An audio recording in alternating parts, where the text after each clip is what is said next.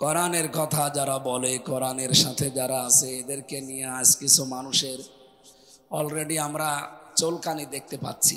বিএনপির নেতাদের থেকে বাম এবং রামদের মতো বক্তব্য জাতি আশা করে না। বিএনপির কিছু নেতা এখন প্রকাশ্য ইসলাম বিরোধী বক্তব্য দিচ্ছেন, যা শহীদ জিয়ার মন ও মননের সাথে সাংঘর্ষিক। এদেরকে থামাতে হবে, নচেত এদেশের বিএনপি ও ইসলামপন্থী দলগুলো মুখোমুখি হয়ে যাবে। তখন আওয়ামী ফ্যাসিস্টরা আবারও মাথা তুলে দাঁড়ানোর সুযোগ পাবে। বিএনপি একটা বড় দল, পরবর্তীতে তারা যদি ক্ষমতায় আসে এটাই স্বাভাবিক, কিন্তু তাদের আচরণ দিন দিন চরম বিব্রতকর হয়ে পড়ছে। বিশেষ করে চাঁপাইনবাবগঞ্জের সাবেক, আমি এমপি বলি না, কারণ এই 3 বছরে যারা এমপি, 3 বারে যারা এমপি হয়েছে এরা এমপি না, এরা চোর। সুতরাং সাবেক এই নেতা হারুনুর রশিদ এবং তার স্ত্রী পাপিয়া, আমার মনে হয় শেষে অন্তস্তয়াকার বাদ দিলে যেটা হয় উনি সেইটাই কি হয়, পাপি। এরপরে কিশোরগঞ্জের জনাব ফজলুর রহমান, আমি নাম নিলাম না পরবর্তীতে। আর গত 2 দিন আগে আপনারা দেখতে পাচ্ছেন বাগেরহাটের মংলার বিএনপি নেতা জুলফিকার আলী, উনি রাজনৈতিক দলের একটা গঠনমূলক নাকি সমালোচনা করছিলেন। এই জন্য বলতে বলতে বলেছেন যে কোরআনে কারিম ভাওতাবাজি। তার মানে এটা বোঝাতে চেয়েছিলেন যে কোরআন, জামাত ইসলাম, শিবির এরা কোরআনের কথা বলে, এরা ভাওতাবাজি করে। এদের এই ভাওতাবাজি বন্ধ করা দরকার। কোরআন দিয়ে যারা কথা বলেন, নবীজি বলেন মান ক্বালা বিহি সাদাকা, এরাই সত্য কথা বলে। সুতরাং আপনি যদি কোরআন কেন্দ্রিক মানুষগুলোকে ভাওতাবাজি বলেন, আল্লাহর কোরআনকে প্রকারান্তে এটা নবীর গায়ে যাই লাগে। এই জন্য তাকে ক্ষমা চাইতে হবে। অলরেডি তিনি জাতির কাছে ক্ষমা চেয়েছেন। আগামীতে এরকম ভুল যেন আর কেউ না করে। জনগণ মুখ ফিরিয়ে নিলে কিন্তু উপায় থাকবে না। এটা তারেক জিয়ার কথা। কি কথা বলেন না কেন? তারেক জিয়া বারবার সতর্ক করছে, আপনি যত বড় দলেরই নাম বলেন, জনগণ যদি মুখ ফিরিয়ে নেয় তখন কিন্তু বিএনপির অস্তিত্ব থাকবে না। ভুলে গেলে চলবে না, ইমরান খান পাকিস্তানের, এটা তেহরিকে ইনসাফ পার্টি ওনার ছিল। যখন ক্ষমতা এসেছিল তখন কিন্তু উপজেলা পর্যায়েও তার দলের কোনো অফিস ছিল না। উপজেলা পর্যায়ে এমন এমন জায়গা আছে সেখানে তার দলীয় কোনো অফিস ছিল না, কিন্তু পাকিস্তানের বড় দলগুলো তার কাছেই পরাস্ত হয়েছিল। সুতরাং সাবধান। বিতর্কিত বক্তব্য আমরা সামনে আর কারো কাছ থেকে আশা করি না। বিশেষ করে শহীদ জিয়ার হাতে গড়া এই মাজলুম দলটা, এদের ভেতরে কিছু বাম রাম, এরা দলটা এবং এই দেশটাকে আবার ওই ফ্যাসিস্টদের মতো দাদাদের হাতে তুলে দেওয়ার জন্য গোপনে ষড়যন্ত্র করছে। আমরা চাই এরা যেন থামে, অথবা যারা সর্বোচ্চ দায়িত্বে আছে তারা যেন এদেরকে যেভাবেই হোক থামান। আমরা আমাদের যারা উপরে আছে তাদের কথা যেভাবে অক্ষরে অক্ষরে মেনে চলি, যদি কোরআন হাদিস সমর্থিত হয়। আমি মাওলানা রফিকুল ইসলাম খান সাহেবের ওই দিন থেকে যেদিন বলেছিলেন যে কোরআনের অনুষ্ঠানে যারা আলেম, মুফাসসির, মুহাদ্দিসেরা কথা বলে তারা যেন আসালি পাসালি না বলে মূল কথাগুলো অল্প সময়ে মানুষকে জানিয়ে দেয়, ওই দিন থেকে আমি এই একবারে আল্লাহর কিছু প্রশংসা, রসুলের একবার দরুদ পড়ে মূল কথাগুলো অন্তত 20 মিনিট হোক যেন মানুষ বুঝে বাড়ি যেতে পারে। আমরা এরকম একটা উদ্দেশ্য নিয়েই কিন্তু বসে আছি। সুতরাং আমরা যেমন আমাদের দায়িত্বশীলদের কথা কোরআন হাদিস অনুযায়ী হলে নির্দ্বিধায় মেনে নেই, এদেশের অন্যান্য রাজনৈতিক দল যারা আছে তাদের উচিত তাদের যারা সর্বোচ্চ দায়িত্বে আছে তাদেরকে ফলো করা। ম্যাডাম খালেদা জিয়া মুখে কুলু পেটে বসে আছে, একটা কথা তিনি বলে না। এক কথা বলেন না কেন? আর আপনি সে আগস্টের 5 তারিখের পর থেকে আরম্ভ করেছেন আবার সেই ভাঙ্গা বাক্স বাজানো, যে জামাত ইসলাম 71 সালের কাদা এখনো মুছতে পারে নাই। আপনার সর্বোচ্চ নেত্রী খালেদা জিয়া কি বলেছে দেখেননি? যে জামাত নেতৃবৃন্দকে হিংসার বশবর্তী হয়ে রাজনৈতিক প্রতিহিংসার কারণে তাদেরকে এভাবে একটার পরে একটা ফাঁসি দিয়েছে। আপনি কি ম্যাডাম খালেদা জিয়ার চাইতেও বড় বিএনপি করেন? সুতরাং এই কথাগুলো আমি আশা করব যারা এই ছোটখাটো পদে আছেন, ওপরে যারা আছে তাদেরকে ফলো করবেন। ম্যাডাম খালেদা জিয়া মুখে কলু পেটে বসে আছে, তারেক জিয়া একটা কথা বলে না। আর কোন কার সে উটকা ফুটকা উল্টা পাল্টা লোকগুলো এসে দলের একটা বদনাম করে মানুষের সামনে, বিশেষ করে ইসলামপন্থী যত দল আছে তাদের বিরুদ্ধে আপনি নিজেকে দাঁড় করিয়ে দিয়েছেন এই দলটাকে। এটা আপনার কিন্তু ঠিক হচ্ছে না। পরবর্তীতে যত করবেন চালাকি, পরে বুঝবেন চালাকি। এরা এমন জ্বালা বুঝেছে এই ফ্যাসিস্টরা, আপনারাও শেষে জ্বালা বুঝে আর শেষ করতে পারবেন না। আমরা চাই আপনারাও মাজলুম ছিলেন, 14 দল বাদ দিয়ে আমরা সবাই মাজলুম। আমরা সবাই মিলে দেশটাকে আবার সাজাতে চাই ইনশাআল্লাহ। আল্লাহ যেন এটা সারা দুনিয়ায় ছড়িয়ে, যারা এখনো উলট পালট চিন্তা নিয়ে আছেন তাদেরকে যেন বুঝ দান করেন, বলেন আমিন। কথা বলার শুরুতেই মাজলুম একজন মানুষের পক্ষে আমি কথা বলছি। জিন্দা শহীদ যাকে বলা হয়, জনাব এটিএম আজহারুল ইসলাম, কালকে তার রায় আছে। আমরা চাই ফ্যাসিস্টদের যত মামলা ছিল সব মামলা থেকে কিন্তু অনেকেই অব্যাহতি পাচ্ছে। বিশেষ করে লুৎফুজ্জামান বাবর, তিনিও ফাঁসির মামলার আসামি ছিলেন। কথা বলেন না কেন?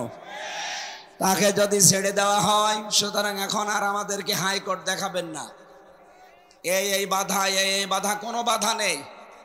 আমরা চাই সব বাধা শেষ, কালকে যেন ওনাকে মুক্তি দেওয়া হয়। এটা চান কারা দেখে? লিল্লাহি তাকবীর।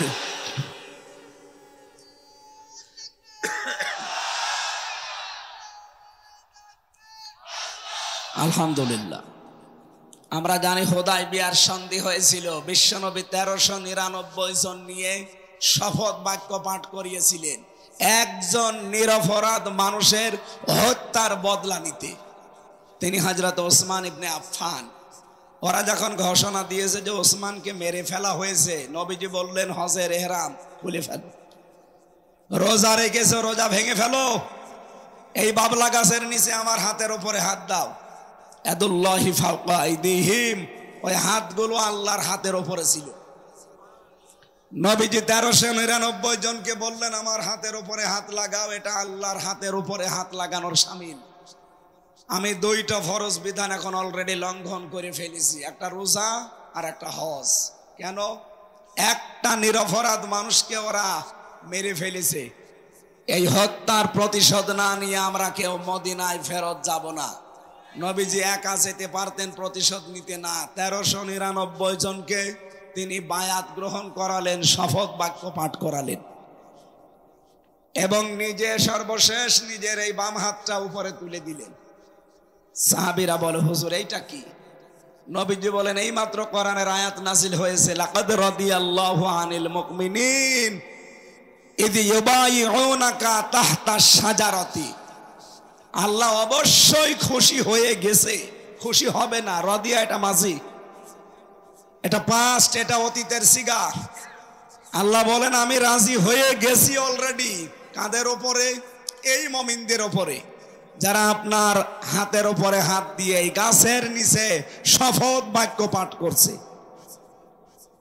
আমি তাদেরকে 3টা বিষয় দিয়ে দেব। 1 নম্বরে ফাআলিমা মা ফি কুলুবিহিম, তারা যে শপথ নিচ্ছে এটা লোক দেখানো না, এটা মানুষ দেখানোর জন্য না, এটা মন থেকে। এজন্য আমি আল্লাহ ফানজালা সাকিনাতা আলাইহিম, তাদের উপরে আমার সাকিনা আমি আল্লাহ অবতীর্ণ করলাম।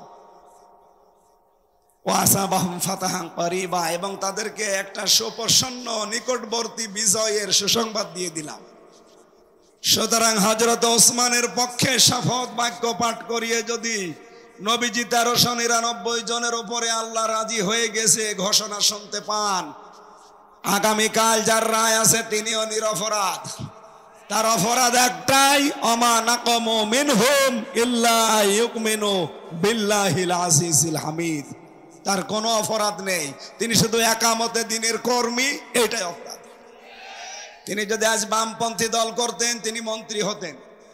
এক কথা বলেন না কেন? আপনি যান রংপুরের বদরগঞ্জ, তারাগঞ্জে, তার কি জনপ্রিয়তা তার। সুতরাং তিনি বামপন্থী রাজনীতি করলে এখন কিন্তু মন্ত্রী থাকতেন দেশের। শুধু জামাত ইসলামী করার কারণে হিংসার বশবর্তী হয়ে রাগ করে তার জীবনটা আপনারা নষ্ট করে দিয়েছেন। এই জন্য আমরা চাই আগামীকাল নিরপরাধ এই মানুষের পক্ষে 18 কোটি মানুষ আমরা ওই 1399 জনের মতো দাঁড়াতে চাই।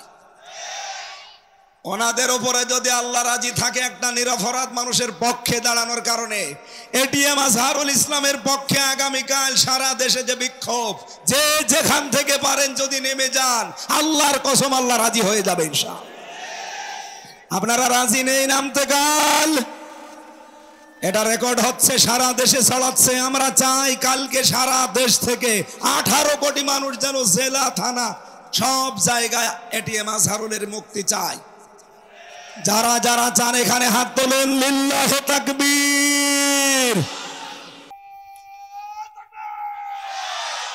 আলহামদুলিল্লাহ। না ভাই, অনেকে এটা রেকর্ড হচ্ছে, তো বিভিন্ন জায়গায় এখন লাইভ চলছে, অনেকে মনে করবে যে এটা রাজনীতি। আল্লাহর কসম এটা রাজনীতির উদ্দেশ্যে আমি বলি নাই, বলেছি আমার 1500 বছর আগে হযরতে ওসমান নিরপরাধ ছিলেন, তার পক্ষে দাঁড়িয়ে যদি 1399 জন যারা বায়াত নিচ্ছিল তাদের উপরে আল্লাহ রাজি হয়।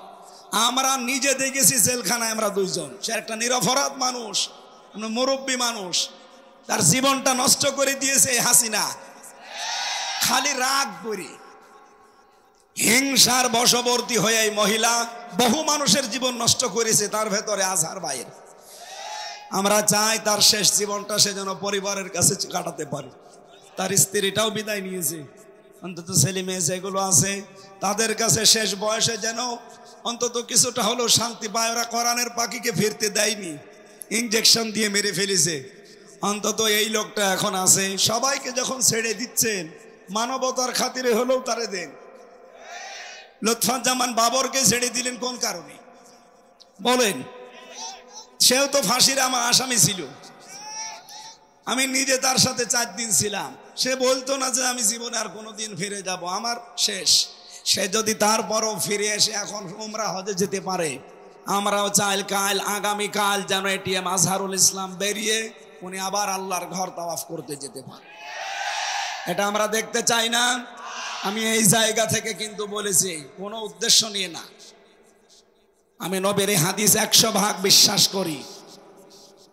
সূরা ফাতহার 18 নম্বর আয়াতটা আমি 100% বিশ্বাস করি। আগামীকাল যারা রাজপথে এটিএম আজহারের জন্য মুক্তির জন্য নামবেন, আমার মনে হয় আল্লাহ আপনাদের উপরেও ওই মানুষগুলোর উপর যেমন রাজি হয়েছিলেন রাজি হয়ে যাবে। যে যেখান থেকে পারি আমরা এই নিরপরাধ মানুষের পক্ষে দাঁড়াবো ইনশাআল্লাহ। এখানে কোনো দল মত নেই, 18 কোটি মানুষই আমরা নামতে চাই। এক কথা বলেন, কথা বলেন। আল্লাহ যেন আরো সে কবুল করে, আমিন। সম্মানিত সভাপতি আমার আরাফাতের ভাই আলহাজ মাওলানা আব্দুল মালিক, এখানে লেখা আছে আলহাজ আলহাজ্জু ইয়াহদিমু মা কানা ক্বাবলা। নবীজি বলেন যারা হজ করে তাদের পেছনের সব অপরাধ আল্লাহ মাফ করে দেয়। কিন্তু 3টা কথা তারা কাবা শরীফ ঘুরতে ঘুরতে বলে, এই কথাগুলো বাংলাদেশে এসে ঠিক রাখা লাগবে। তারা কাবা ঘর তাওয়াফ করতে বলে ইন্নাল হামদা, যত প্রশংসা এখন থেকে করব আল্লাহ তোমার জন্য। এই জন্য হামদের আগে আলিফ লাম আছে, এর আগে ইন্না আছে। যারা আরবি গ্রামার বসে এখানে তো বহু আলেম আছে।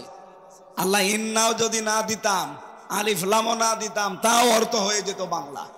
কেন আমি নির্ধারিত করে দিলাম? আল্লাহকে আমি শোনাচ্ছি, আল্লাহ আজকে থেকে যতদিন আমি বেঁচে আছি, আমি তো মরেই গিয়েছিলাম। কারণ যখন আমি সাদা কাপড় পরলাম, ওটা তো সাদা কাপড় না, ওটা কাফনের কাপড়।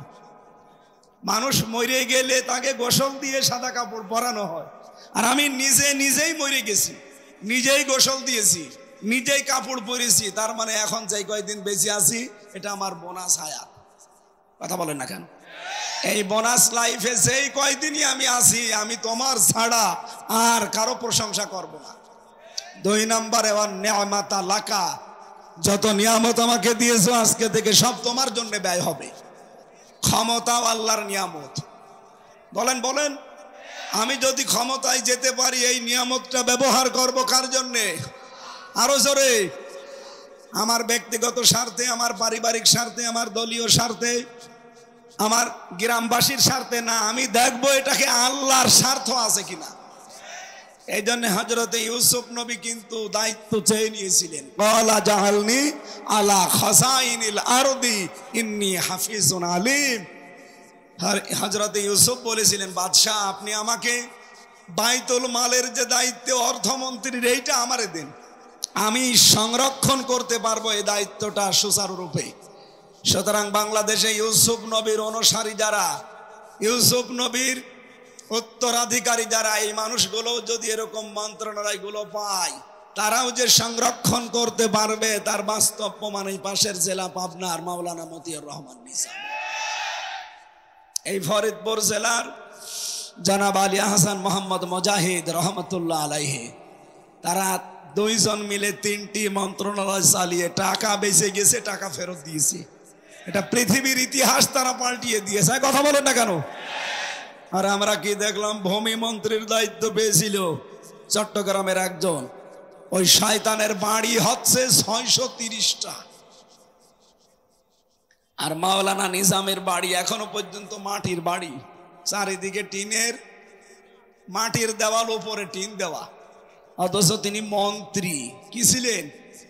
একটা মেম্বারের বাড়ি 3 তলা হয়ে যায়, আর মন্ত্রীর বাড়ি এখনো মাটির বাড়ি। এর চাইতে আল্লাহর ওলি আপনি কোথায় দেখতে যান?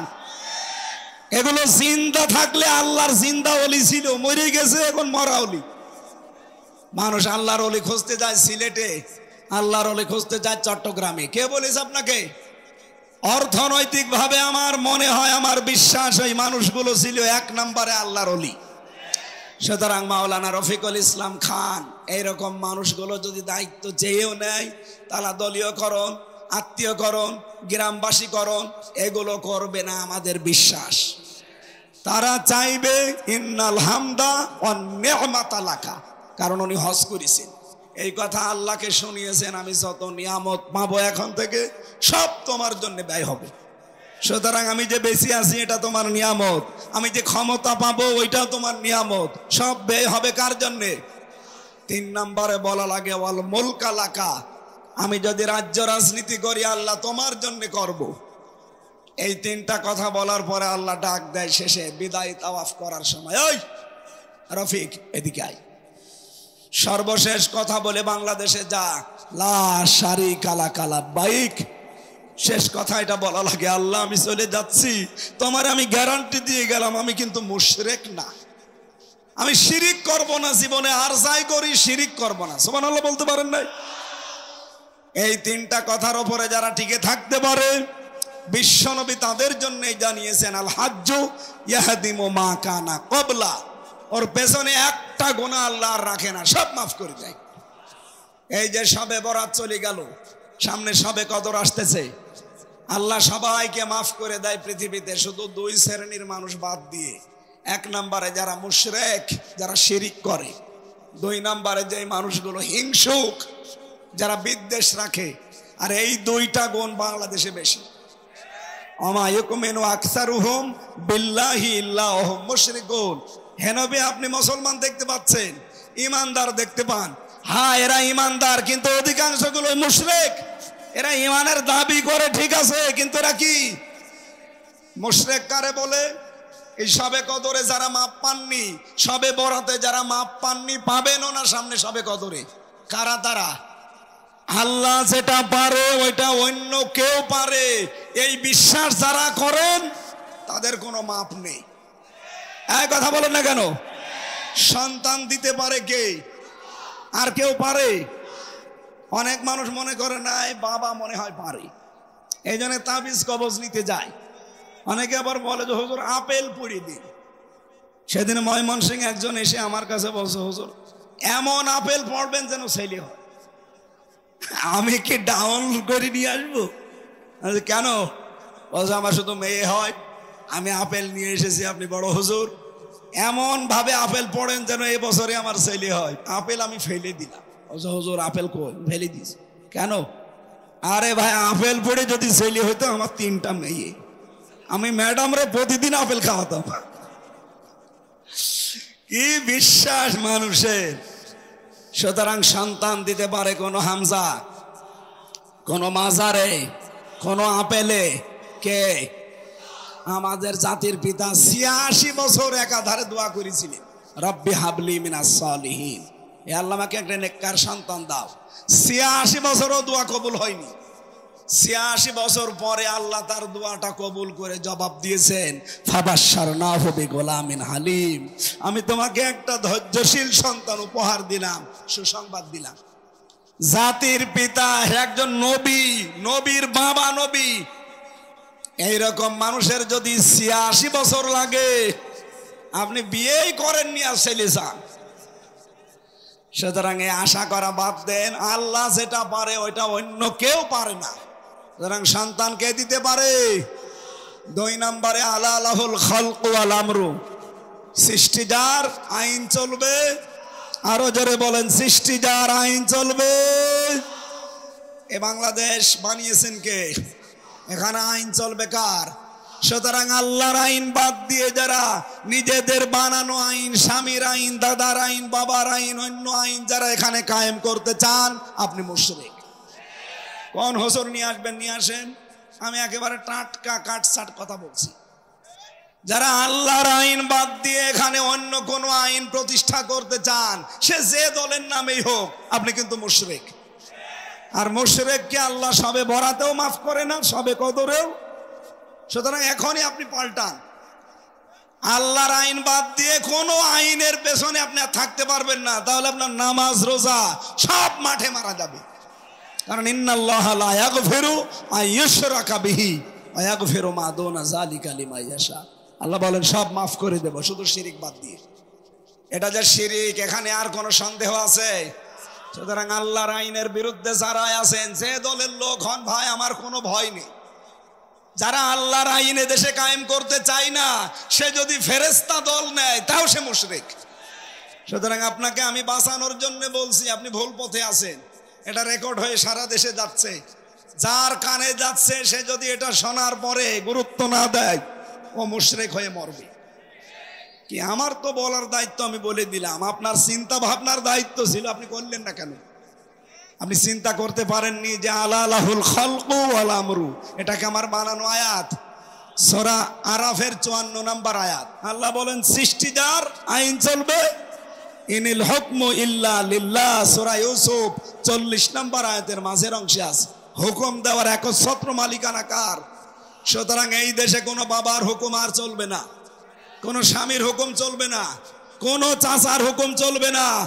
এখানে আইন চলবে, হুকুম চলবে একমাত্র কার? এর পক্ষে যারা আছে তাদের আল্লাহ মাফ করবে, এর বিপক্ষে যারা আছে তারা মুশরিক। এ সবে বরাতে মাপ পায়নি, সবে কদরেও মাপ পাবে না। এর ভেতরে আর কোনো ভেজাল আছে? এরপরেও যদি কেউ না বোঝার ভান করে থাকেন, এদিকে আসেন। এমন জোরে কানের নিচে 2টা দেব, সব বুঝে ফেলবে। এত কিছু বলার পরও বলে, হুজুর আমি বুঝি নাই। আপনি কি করলে বুঝবেন বলেন?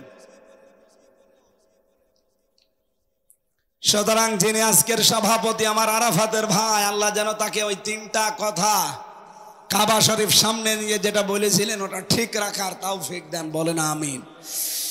মাহফিলের সহ সভাপতি অনেক মানুষের নাম দিয়েছেন। প্রধান অতিথি সহকারী সেক্রেটারি জেনারেল বাংলাদেশ জামাত ইসলামী, সাবেক কেন্দ্রীয় সভাপতি বাংলাদেশ ইসলামী ছাত্র শিবির এবং নির্বাচিত সিনেট সদস্য রাজশাহী বিশ্ববিদ্যালয়, এই সিরাজগঞ্জ উল্লাপাড়ার কৃতি সন্তান, আমাদের অভিভাবক শ্রদ্ধাভাজন বড় ভাই আলহাজ মাওলানা রফিকুল ইসলাম খান দামাত বারকাতুহুমুল আলিয়া, যত মানুষের নাম দিয়েছেন, আমি একবারে দোয়া করি নাকি? একবারে করি, কারণ আমার গলায় পারছে না তো। এতক্ষণ যিনি আলোচনা রাখলেন, তানজিমুল মিল্লাত ইন্টারন্যাশনাল ক্যাডেট মাদ্রাসা ঢাকার শ্রদ্ধাভাজন প্রিন্সিপাল জনাব মাওলানা নূর মোহাম্মদ সিরাজি। সিরাজি যেহেতু সিরাজগঞ্জে বাড়ি মনে হয় নাকি? হ্যাঁ। আলোচনা রেখেছেন হাফেজ কারি মাওলানা নূর নবী হোসেন জিহাদি। আমার আগে যিনি কথা বললেন মাওলানা হোসাইন মাহফুজ সহ অন্যান্য ওলামা ইকরাম, মঞ্চে বসা সম্মানিত ব্যক্তিবর্গ, আমি যার মাধ্যমে আজকে এখানে এসেছি, এই দাওয়াতটা নিয়েছিলাম অ্যাডভোকেট মিঠু ভাইয়ের মাধ্যমে। আপনাদের এলাকায় বাড়ি মনে হয়, কোথায় বাড়ি? সাথিয়া, শ্বশুর বাড়ি এখানে, জামাই আপনাদের। সামনে বসা আমার প্রাণ প্রিয় মুসলমান ভাইরা, পর্দার আড়ালের সম্মানিতা মা এবং বোনেরা, যেহেতু খান সাহেব বলছিলেন এই এলাকাকে আমরা মদিনা হিসাবে জানি, আল্লাহ যেন মদিনার মতোই বানিয়ে দেন। হয়তো মদিনার মতো হবে না, কারণ এখানে তার রসুল নেই। মদিনার দাম বাড়ার পেছনে কারণ রসুল্লাহ। কথা বলেন না কেন? লাইন শাকারতুম লাযিদান্নাকুম, যদি কেউ নিয়ামতের শুকরিয়া আদায় করে আল্লাহ সেটা বাড়িয়ে দেয়। বিশ্বনবীর মতো এত বড় নিয়ামত দুনিয়াতে আছে আর? বলেন বলেন। অথচ এসেছিলেন মক্কায়, তারা গুরুত্বই দেয়নি। যারা গুরুত্ব দিয়েছিল মদিনার লোকেরা, কিয়ামত পর্যন্ত এই বড় দয়া রহমত আল্লাহ সেখানে রেখে দিয়েছে। এই যে আমরা যারা হজে যাই, মদিনায় কিন্তু কোনো কাজ নেই, হজ সব মক্কায়। মক্কায় যা আছে এখানে করলে হজ শেষ, কিন্তু মদিনায় যাওয়া লাগে কেন?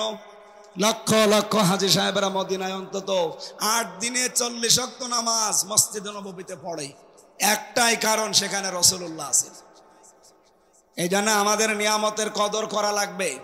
সামনে যেহেতু একটা নিয়ামত আল্লাহ আমাদের দিতে যাচ্ছেন, যত ষড়যন্ত্র হচ্ছিল সব ষড়যন্ত্র কিন্তু আল্লাহ নিজে নস্যাৎ করে দিচ্ছে।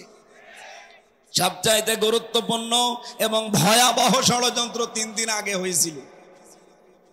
যিনি পালিয়েছে উনি ওনার কথিত স্বামী যাকে বলা হয়, আমি নাম নিতেও ঘৃণা করি ওই লোকটার, কারণ পৃথিবীতে মুশরিকরা আল্লাহর কাছে সবচাইতে ঘৃণিত।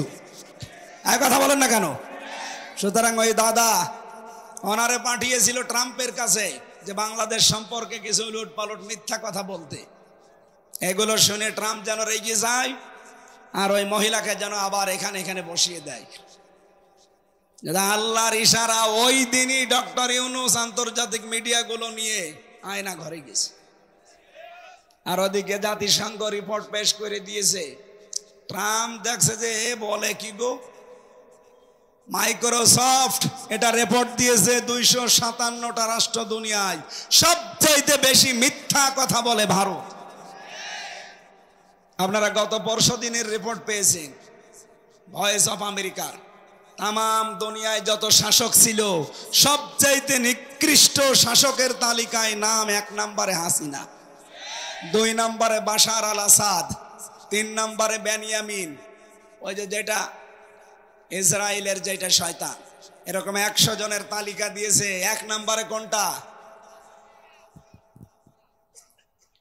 সুতরাং আল্লাহ আমাদেরকে বাঁচিয়েছেন। ট্রাম্প শেষ পর্যন্ত ঝাড়ি দিয়ে বলেছে বাংলাদেশ আর হাসিনা নিয়ে আমার কাছে কোনো কথা বলবেন না, ওটা আপনাদের ব্যাপার, আপনারা মিটান। অনেকে আশা করেছিল যে অনেক কিছু খাবো, ওদের বাড়া ভাতে লবণ দিয়ে দিয়েছে খা। এই জন্য আল্লাহ যেহেতু নিজে মোকাবেলা করছেন, দেশটার সামনে আমরা দেখতে পাচ্ছি ইসলামের জয় জয়কার ভাব। আপনারা জানেন বাংলাদেশে সব ইসলামপন্থীরা প্রায় এক হয়ে গেছে। তারা বলতে চাচ্ছে সামনে আমরা ইসলামের একটা বাক্স দিতে চাই। এতদিন আমাদের ব্যবহার করে অনেকেই ক্ষমতায় গিয়ে আমাদেরকে জেলে ঢুকিয়েছে। আমরা আর অত পাগল শামসুদ্দিনা, কি কথা বলেন না কেন? এবার সামনে আমরা নিজেরা সবাই মিলে ইসলামের একটা করে বাক্স দেব। আমরা চাই কোরআনের 500 আইন যেন বাংলার সংসদে কায়েম হয়ে যায়। আগে আমরা জানতাম এই দেশে 100 জনের 15 জন মানুষ ইসলাম কায়েমের পক্ষে ছিল। এখন 100 জনের 66 জন মানুষ চাচ্ছে এই দেশে ইসলাম কায়েম হোক। আপনি আর কিছুদিন যেতে দেন, মাত্র 6 মাস 11 দিন চলছে, আর 6 মাস যেতে দেন, এদেশে 100 জনের 100 জন মানুষ বলবে আমরা ইসলাম এদেশে কায়েম চাই। এইটা আমরা সামনে এই চর্ম চোখে দেখতে চাই না। আল্লাহ যেন তৌফিক দেন দেখার, বলেন আমিন। দল মত নির্বিশেষে আমরা যেহেতু এসেছি কোরআন শুনতে, ওই কোরআন থেকে সূরা ফাতিরের 5 নম্বর আয়াত পড়েছি। আমার আজকের আলোচনার বিষয় শয়তানের বন্ধু কারা। শয়তানও কিন্তু বন্ধু বানায়। এ পৃথিবীতে 10 প্রকার নবীর উম্মতের ভেতরে অন্য জাতিবাদ, এদিকে তাকান, ইহুদি খ্রিস্টান মুশরিক মাজুসি বৌদ্ধ যারা আছে সব বাদ, শুধু নবীর উম্মত আমরা দাবি করি যারা, তাদের ভেতরে 10 প্রকার মানুষকে শয়তান বন্ধু হিসাবে গ্রহণ করে। কয় প্রকার? আরো জোরে। এখন আপনি মিলাবেন যে আপনি এই 10 প্রকারের কোন প্রকারে আছেন কিনা। যদি থাকেন আজকে তওবা করে বাড়ি যাওয়া লাগবে, নাকি শেষ করে দেব? দরুদ আর সালাম নবীজির উপরে পাঠ করার মাধ্যমে আমরা আরম্ভ করছি সূরা ফাতির। কোন সূরা? 45টা আয়াত আছে, মাত্র একটা আয়াত পড়েছি, 5 নাম্বার আয়াত। জবান খুলে আগে শয়তানের ওয়াসওয়াসা থেকে আশ্রয় চেয়ে বলেন আউযু বিল্লাহ।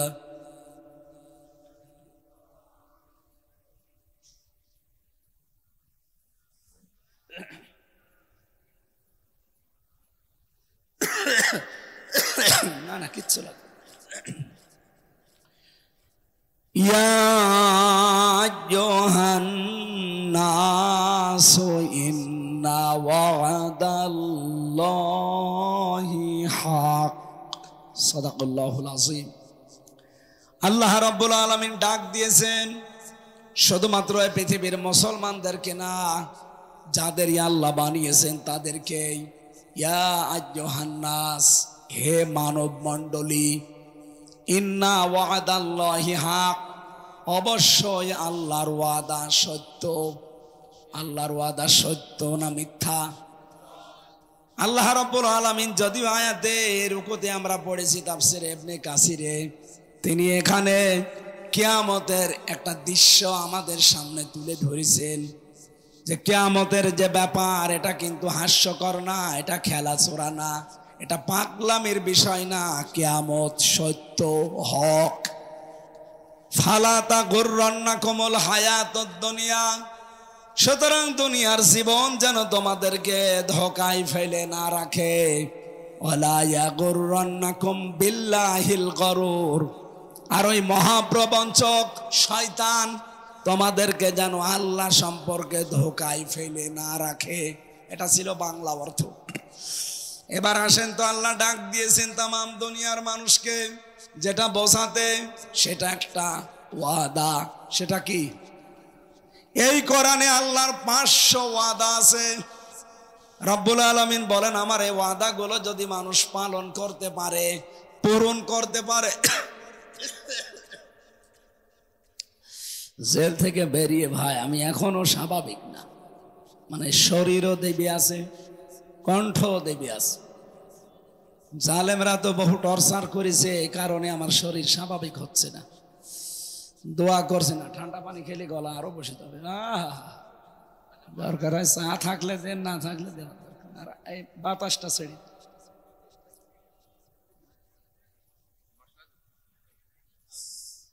চার ভেতরে তো আবার মশা পড়িস।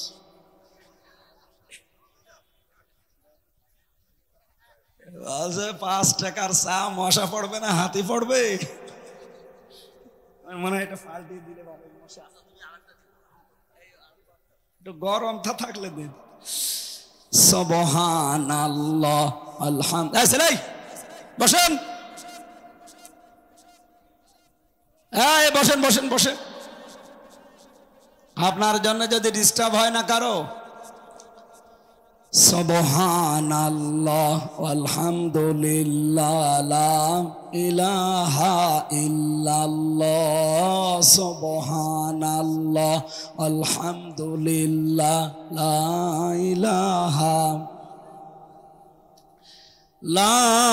ইলাহা ইল্লাল্লাহ মুহাম্মাদুর রাসূল।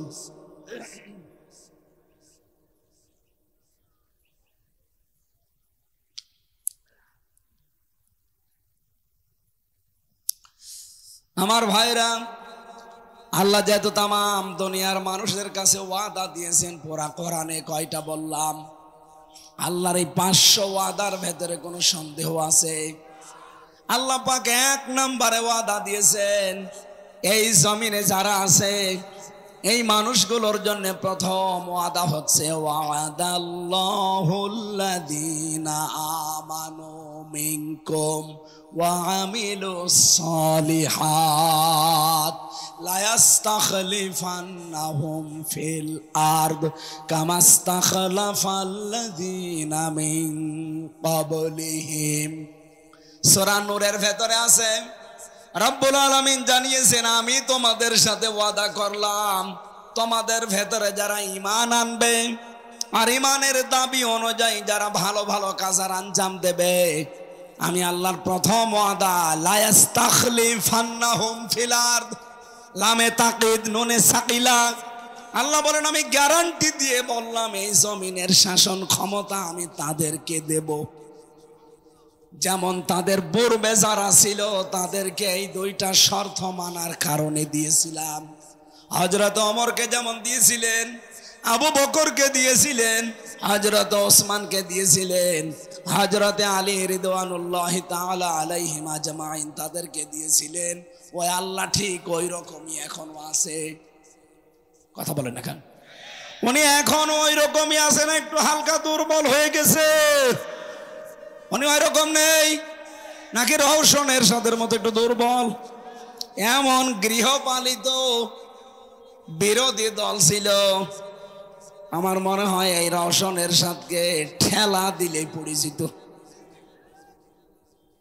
আমি যেটা এখান থেকে আপনাদের বোঝাতে চাই, আমাদের পূর্বপুরুষ যারা, তাদেরকে যদি আল্লাহ দুইটা শর্ত মানার কারণে জমিনে শাসন ক্ষমতা দেয়, মাস্ট বি আমাদেরকে এই দুইটা ওয়াদা যদি আমরা পূরণ করতে পারি, শর্ত যদি মেনে নিতে পারি, আল্লাহর প্রথম ওয়াদা আল্লাহ পূরণ করবে। ইন্না ওয়াদাল্লাহি হক, আমি আল্লাহর ওয়াদা কি সত্য। সুতরাং এই ওয়াদার সামনে আমরা দেখতে চাই, কিন্তু আমাদের আবার দুইটা গুণ লাগবে না? বলেন বলেন। ওয়ালা তাহিনু ওয়ালা তাহজানু ওয়া আনতুমুল আ'লাউনা ইন কুনতুম মুমিনিন। সূরা আলে ইমরানে আল্লাহ জানিয়েছেন কোনো চিন্তা নেই, কোনো ভয় নেই, তোমরাই বিজয়ী হবে সামনে যদি মুমিন হতে পারো। ও সিরাজগঞ্জবাসী, এই পৃথিবীর ময়দানে ভয় নেই, চিন্তা নেই, বিজয় হওয়ার দায়িত্ব আল্লাহ বলেন তোমরা বিজয়ী হবে যদি মুমিন হতে পারো। বিজয় দেওয়ার মালিক কে? আরো বলেন, মুমিন হওয়ার মালিক কে? অবশ্যই আল্লাহ। আল্লাহ মুমিন হবে? আল্লাহ তো মুমিন আছে। আল্লাহর নাম কি? মুমিন। আল্লাহর নাম কি? আর আমরা কি? আব্দুল মুমিন। আমরা কি? সুতরাং বিজয়ী হব আমরা, মাস্ট বি। শর্ত আল্লাহ দিয়েছেন ইন কুনতুম মুমিনিন।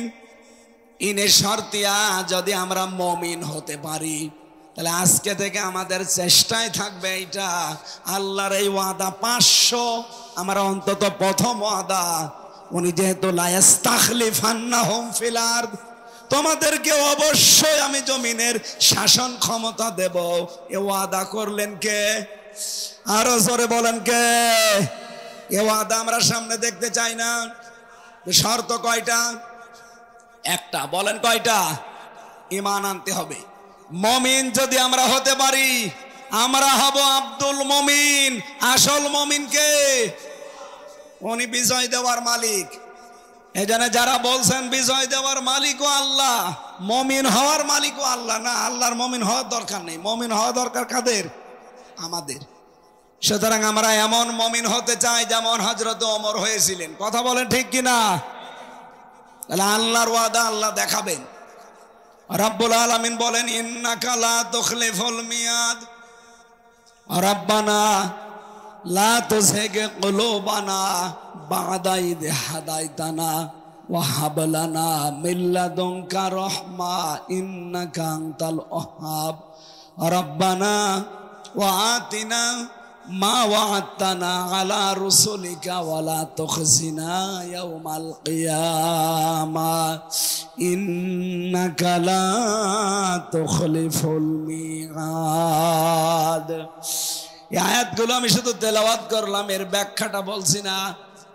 আল্লাহ এখানে একটা ওয়াদা দিয়েছেন, সেটা কিয়ামতের ওয়াদা। কিসের ওয়াদা? আল্লাহ বলেন অবশ্যই কিয়ামত হবে, তোমাদের সবাইকে ওই দিন আমি আল্লাহর দরবারে আসা লাগবে, হাজির হওয়া লাগবে। সুতরাং ওই দিন আসার আগে যেই কয়দিন দুনিয়ায় আসো, দুনিয়ার এই জমিনটা, এই জীবনটা তোমাদেরকে যেন ধোকায় ফেলে না রাখে। সিরাজগঞ্জবাসী, শয়তান আমাদের সামনে বিভিন্ন জাঁকজমকপূর্ণ বিভিন্ন জিনিস সামনে তুলে ধরে আমাদের আখিরাত, আমাদের কিয়ামতে যে জবাব দেওয়া লাগবে, এ বিশাল জীবন সম্পর্কে একটা ধোকায় ফেলে রাখতে চাই। কথা বলেন না কেন? এ ধোকায় আমরা পড়তে চাই। আরো জোরে বলেন চাই। ওয়ালা ইয়াগুররান্নাকুম বিল্লাহিল গরুর।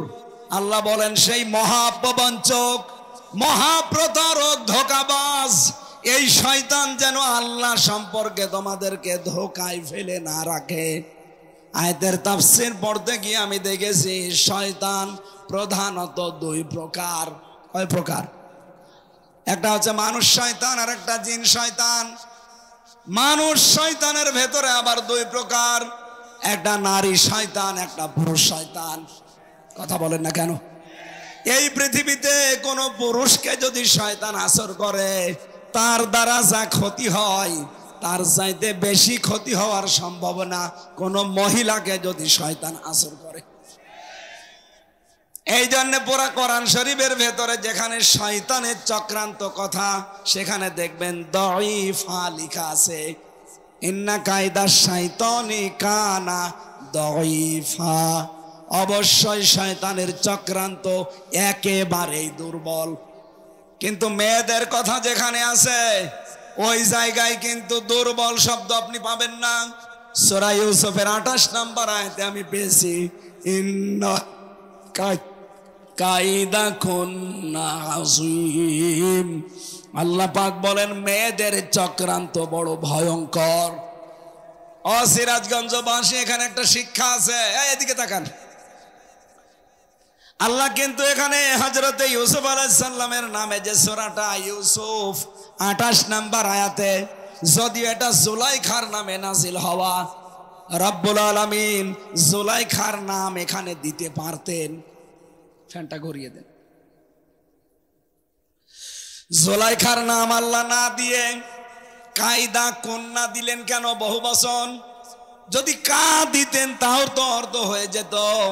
আল্লাহ কন্যা দিলেন কেন? দুইটা তাফসির আছে এখানে, এদিকে তাকান। প্রথম তাফসির হচ্ছে আল্লাহ কা না দিয়ে কন্যা দিয়েছেন এ কারণে, শুধুমাত্র পৃথিবীতে জুলাইখা একা না, এরকম বহু জুলাইখা যুগে যুগে আসবে। তারা ইউসুফ নবীর অনুসারী যারা, অনুগামী যারা, ইউসুফ নবীর মতো যারা চরিত্র অর্জন করবে, তাদের চরিত্রে কলঙ্ক দেওয়ার জন্য এরকম জুলিখা আরো আসবে। এ পৃথিবীতে ওই জুলিখার পরে আর জুলিখা আসে নাই। কথা বলেন এসেছে কিনা? আমাদের দেশে একজন তার উত্তরসূরি ছিল, উনি হযরত ইউসুফকে ধর্ষণের মামলা দিয়েছিল।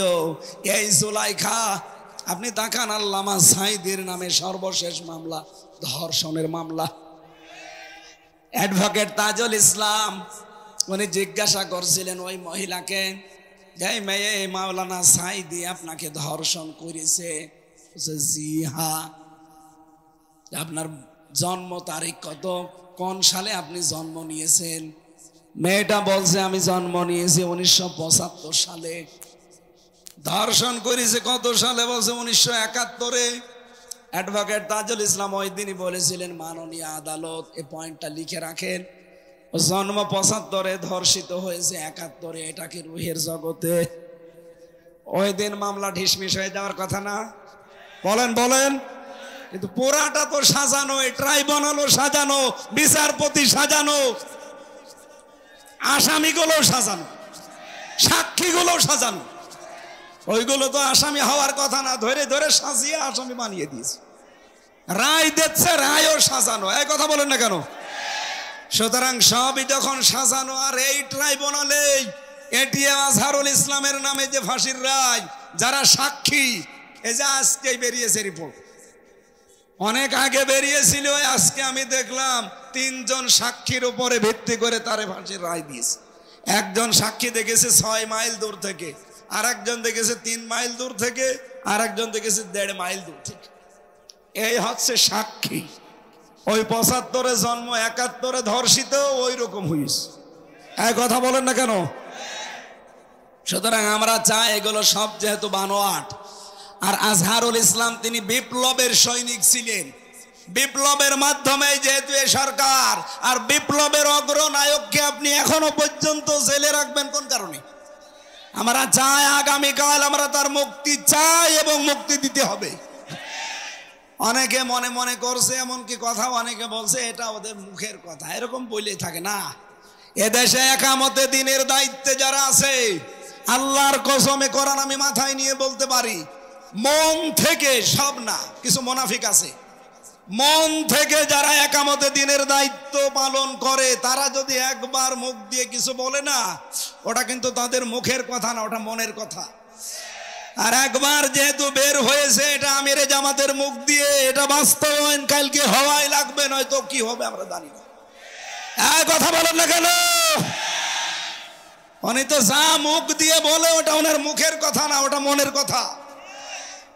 সুতরাং সেলিমউদ্দিন ভাই মুখ দিয়ে বলেছে, অনেকে বলছে এরকম বলেই থাকে। কিসের বলে থাকে আপনি কালকেই দেখতে পাবেন। খালি আমরা বলি না, মুখ দিয়ে যেটা বলি ওইটা আমার মুখে এবং মনে এক কথা। আমরা চাই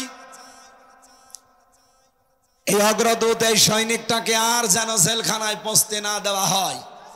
হিংসার বশবর্তী হয়ে এই মহিলা ওনার জীবনটা নষ্ট করে দিয়েছে। আমরা চাই শেষ জীবনে কিছুদিন মুক্ত বাতাসে আল্লাহর এই পৃথিবীটা দেখে যাক। কয়দিন পর তো এমনি আল্লাহর কাছে চলে যাবে, এ কথা বলেন না কেন? সুতরাং এই জুলাইখার অনুসারী যারা, তাদের চক্রান্ত কিন্তু ছোটখাটো না, ভয়ঙ্কর। ওরা এখনো পর্যন্ত চক্রান্ত ওই দাদাদের পাশে বসে বসে চালাচ্ছে। যদিও একটা চক্রান্ত এখনো হালে পানি নেয়নি, আর সামনে কোনো চক্রান্ত এদেশে বাস্তবায়ন হবেও না ইনশাআল্লাহ। যা বললাম দেখেন, 2টা বললাম, উনির সাক্ষী দিয়েছে, ধর্ষিতা হয়েছে, আর ইরার 3টা সাক্ষী। পুরাটা যে সব বানোয়াট, সাজানো, মিথ্যা। একটু যাদের মাথায় মগজ আছে চিন্তা করলে আপনি বুঝতে ফেলবেন।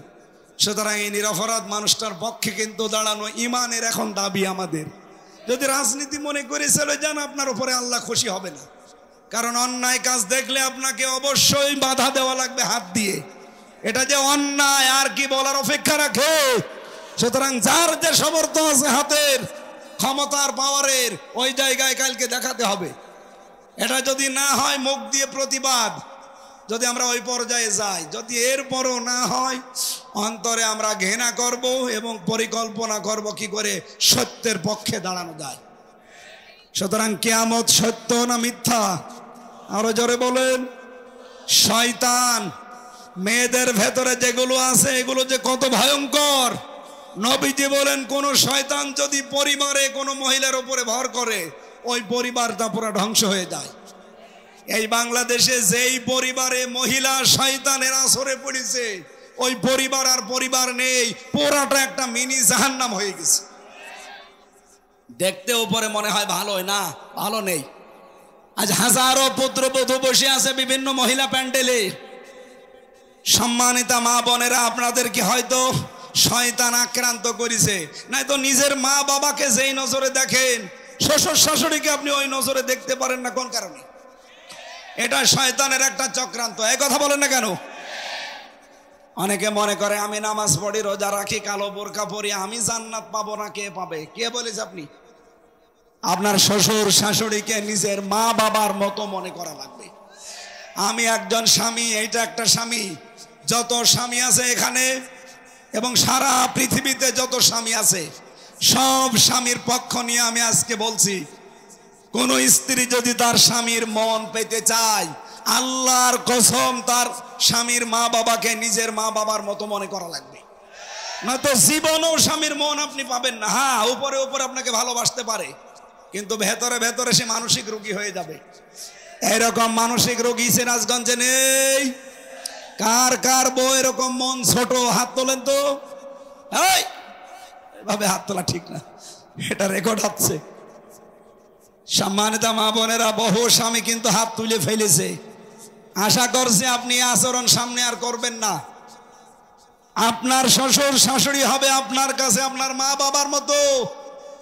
আমি কয়েকদিন আগে নীলফামারী গিয়েছিলাম, একটা বৃদ্ধাশ্রম। এই কোলে 25 জন মা, এই কোলে 25 জন বাবা বসে আছে, চোখ দিয়ে টলমল করে পানি পড়ছে। আমি দুইজনের সাথে কথা বললাম। একজন বলছে আমার ছেলে ডিসি, আর একজন বলছে আমার ছেলে আমেরিকায় থাকে।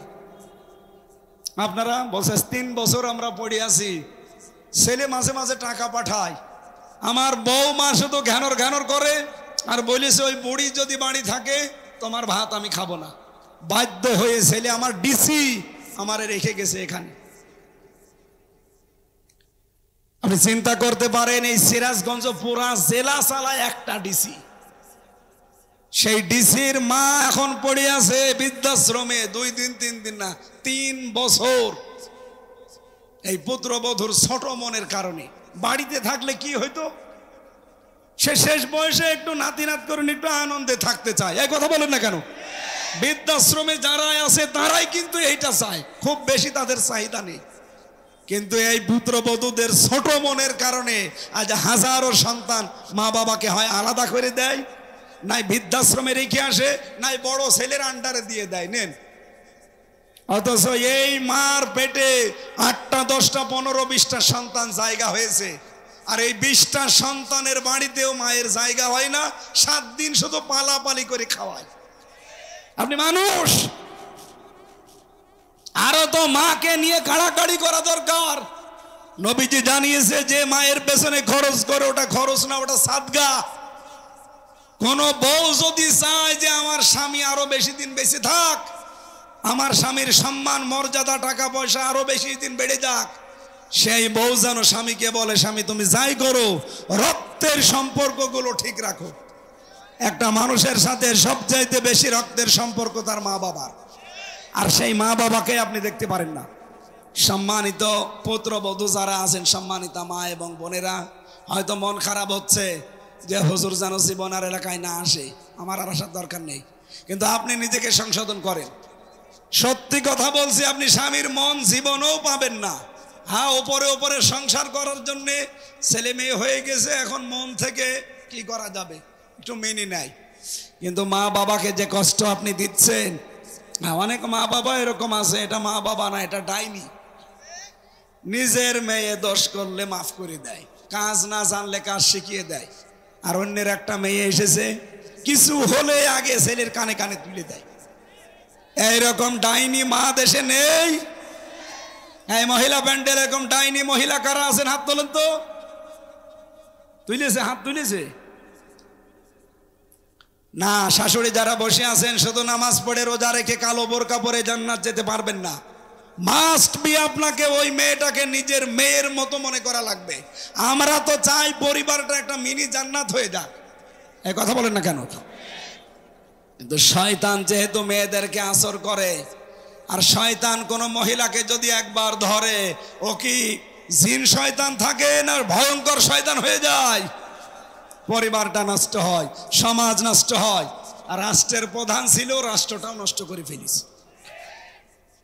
এই জন্য নবীজি জানিয়েছেন, ওই জাতি কখনো সফল হতে পারে না সেই জাতির নেতৃত্বে কোনো মহিলা আছে। আজ 54 বছর আমরা আর সফল হতে পারি না, আমার মনে হয় এই কারণে, কারণ নবীর কথা মিথ্যা হবে না। এই জন্য আগামী থেকে ক্ষমতার চেয়ারে কোনো মহিলা বসতে পারবে না। এটা আপনারা চান না? এটা রেকর্ড হয়। কারা কারা চান দেখি? লিল্লাহে তাকবীর।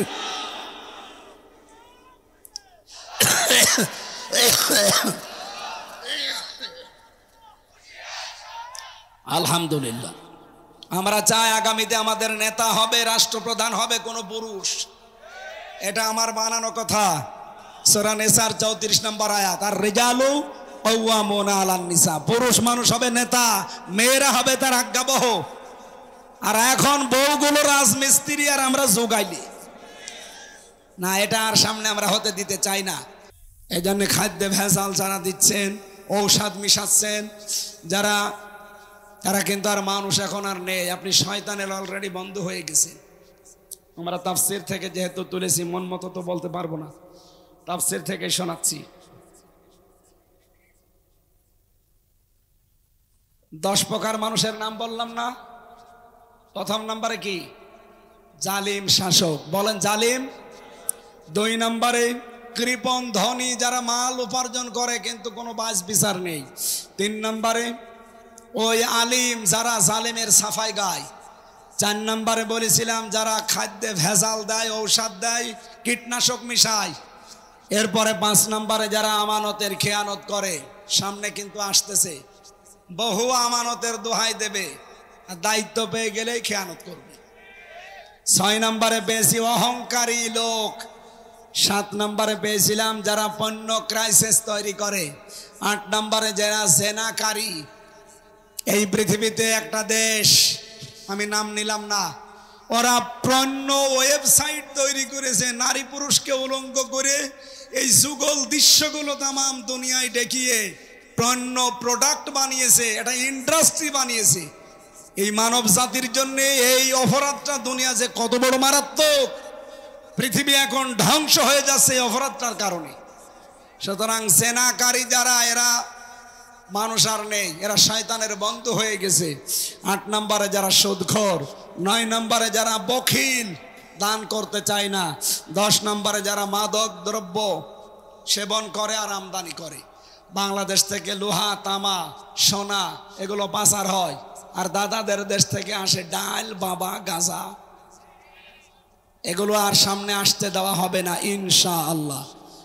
এই বাংলাদেশটা একটা নিয়ামত, এটা ইকোনমিক অর্থনৈতিক একটা অঞ্চল। আমাদের সামনে যে বিশাল সমুদ্র পড়ে আছে, এই সমুদ্রগুলো, এই 7 সিস্টার, বিশেষ করে এই যে পাশে 2টা রাষ্ট্র নেপাল আর ভুটান, এদের দেশে কিন্তু সাগর নেই, পাহাড় আছে। ওরা ব্যবসা বাণিজ্য করতে হলে এই সাগর ব্যবহার করা লাগবে, বিশেষ করে এই 7 সিস্টারের। আমরা চাই সবাই মিলে ব্যবসা করে এই সাগর থেকে সবাই লাভবান হব। এই দেশটা আল্লাহ এমনভাবে আমাদের আয়ত্তে দিয়েছেন, এমন একটা নিয়ামত হিসাবে দিয়েছেন, যদি আমরা সঠিকভাবে সামনে ব্যবহার করতে পারি, 18 কোটি মানুষ 18 কোটি জনসম্পদে পরিণত হয়ে এই দেশ থেকেও চীন দেশের মতো আস্তে আস্তে আমরা উন্নত হতে পারব। আল্লাহ সেই তৌফিক সামনে আমাদের দেখার সুযোগ করে দেন, বলেন আমিন।